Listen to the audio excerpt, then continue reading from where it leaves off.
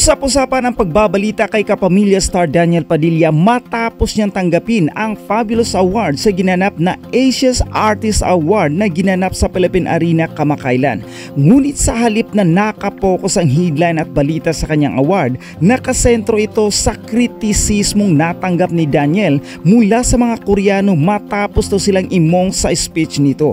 Ang headline ng balita mula sa koreaboo.com ay popular Filipino actor faces criticism from mocking Koreans at a Korean award show. Hindi umano nagustuhan ng mga Korean netizen ang informal greeting ni Daniel na anyong at bahagyang natawa pa. Pagtatanggol naman ng mga tagahanga ni Daniel, maaring may kinalaman pa rin ang hate comments na ito sa hindi matapos-tapos na isyong hiwalayan nila ng ex-girlfriend na si Kathryn Bernardo na nakatanggap din ng Fabulous Award. Samantala, ang Instagram post ni Kathryn Bernardo noong Friday evening, ilang picture ang pinost ni Kathryn na ang caption ay appreciation post for the little thing that have been making me smile for the past a few weeks. Hindi kasama sa picture na pinost ni Kathryn ang picture nila ng ex-boyfriend na si Daniel Padilla na kuha sa dalawang event na pinagsasamahan nila noong Wednesday at Thursday. Tanong ng mga fan, ang sinasabi raw ba ni Kathryn na no looking back ay sa naging relasyon nila ni Daniel na kahit marami ang nagdududang nagkaayos na sila ay paglilinaw lang yun na walang balikang nangyari sa kanilang dalawa. Pero ano nga ba ang meaning talaga ng post na yon ni Kathryn? Anong naganap sa Philippine Arena kagabi? Ba't ang dami-daming tumatawag at nagte-text sa akin? Sinalubong daw ng pambubu itong si Daniel Padilla. May mga sumisigaw daw, hiwalayan mo na, Kathryn, si Daniel niloloko ka lang yan. May mga sumisigaw daw ng ganon.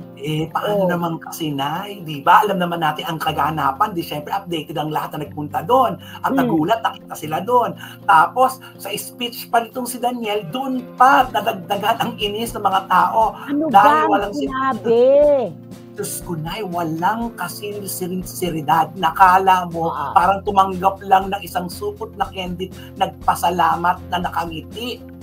Na parang walang-wala lang sa kanya. Parang walang-wala. Samantalang si Kathryn, ako po si Kathryn Bernardo, Pilipina. Di ba? May mga ganon siya. Opo, Nanay. Kaya ang mga comment sa nung tinatanggap niya, eto, nilista ko nga talaga, kinuha ko talaga ang mga comment ng ating mga... Sige, go! Pakibasa mo na. Sabing ganon, ng mga ating mga be respectful. Kaka-turn off ka, Daniel. Daniel naman, parang syunga lang. Gumanon. Tapos, ano pa? Sabi niya, meron pang walang kwentang speech, kanto speech, mga ganon. Ay, oo. Bakit ganyan si Daniel para namang wala lang? Ano ba yan? At binura na niya ang kanyang mensahe nung sila'y sabayan halos o magkasunod na nagpalutang ng kanilang split up message ni Kathryn Bernardo. Wala na ngayon yung binura na niya yung isang biyaya ang pagmamahal mo at kung ano-ano pang mga eklabush, di ba? Oo, wala na, binura na niya. Ang dami tuloy nagtataka. Ano kaya yun? Bakit kaya? Nagkabalikan na kaya sila? Nako, hindi po. Nakita niyo naman po yung pagtanggi, pag-iwas ni Kathryn kay Daniel kapag siya ay nilalapitan. At kagabi, binigyan pa siya ng jacket, ano? Pinagsuot pa siya ng jacket. Yung iniiwas ni Kathryn yung upuan niya, inilayo. Medyo inilayo ng konti. Alam mo, may mga marespetong paraan para maipakita yung pag-ayaw, di ba? Marespeto, patagilid, pero ramdam na ramdam, di ba? At saka, ba't kasi nagpipilit? Kung talagang mahal pa rin naman siya ni Kathryn, darating ang isang araw na magkakasalubong sila sa gitna, di ba? Yun naman yun. Kasi naman itong si Daniel, wala sa lugar kung ano ba yun, yung speech niya, pakiulit mo nga. Sabi niya, magandang gabi po sa inyong lahat. Anyong, tapos sabay tawa. Nakakala mo, marami pong salamat. Napakaiksi ng kanyang talumpati na walang kalaman-laman. Kundi yun lang, maraming salamat po. Enjoy the night. Tapos, sana man lang short but sweet, di ba? Kaso ayun nga, ang dami nagko-komento. Ano daw, walang sinseridad.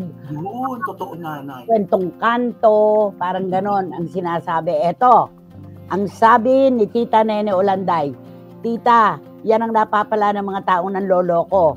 At parang nga walang nangyari sa kanila ni Catherine, tatawa-tawa lang, hindi siya seryoso.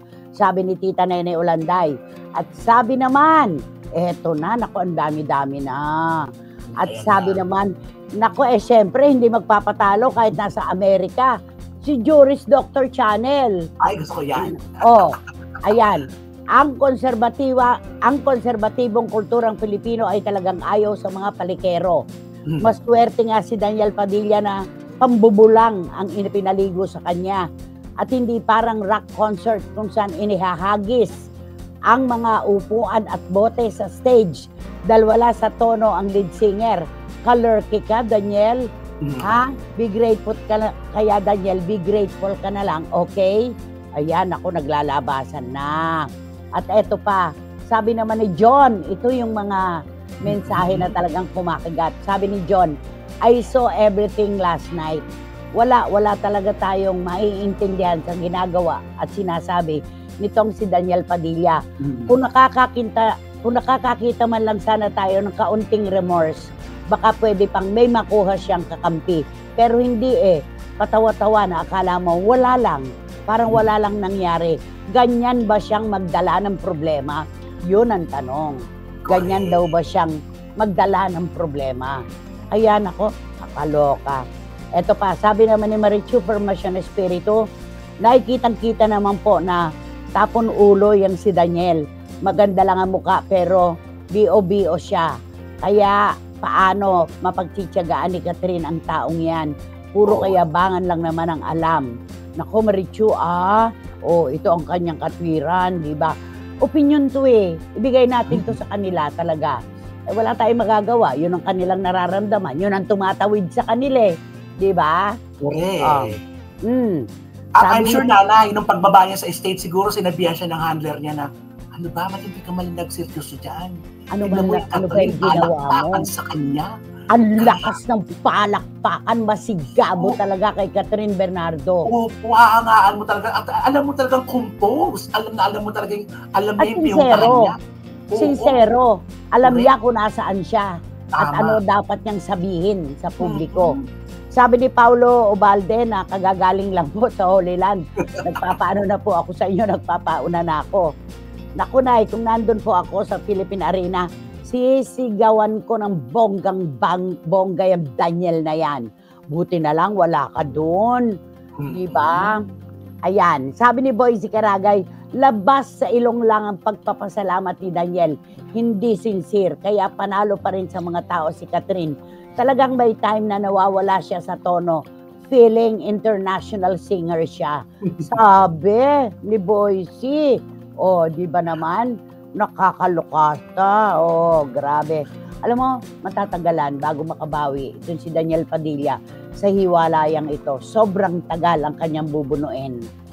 Kung paanong ang bilis naman na nakakapag-move on nitong si Catherine kung ang pagbabasihan natin ay ang kanyang mga aktwasyon ngayon, di ba? Oo po, nanay. Kaya nagsisigawan sila, ayan ba, dapat iba na lang. Huwag kang gumaganon ng mga tao. Iba na lang, huwag kang magpapaloko ulit. Mga kaibigan ko nga, sumisigaw daw ng, manloloko yan, huwag ka nang babalik dyan, lolokohin ka lang. Totoo na. Ginubuha sa Philippine Arena yon At sabi ni Wating Wating, it's an embarrassing speech, hindi siya handa. I'm very sure na damay lang siya sa award. Ang sarap ihampas yung award kay Daniel, pero si Catherine stand out. Di ba? Wating ng London. Sabi naman ni John, may pahabol siya. Walang alam si Daniel sa mga pinapasukan niya. Kung paanong ang relasyon nila ni Catherine, baliwala rin sa kanya. Ay nako.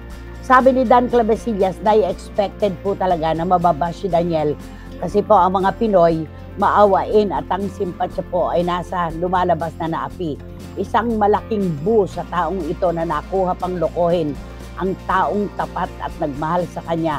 Digital talaga ang karma, tandaan niya, sabi ni Dan Clavesillas. Di ba? Ay nako,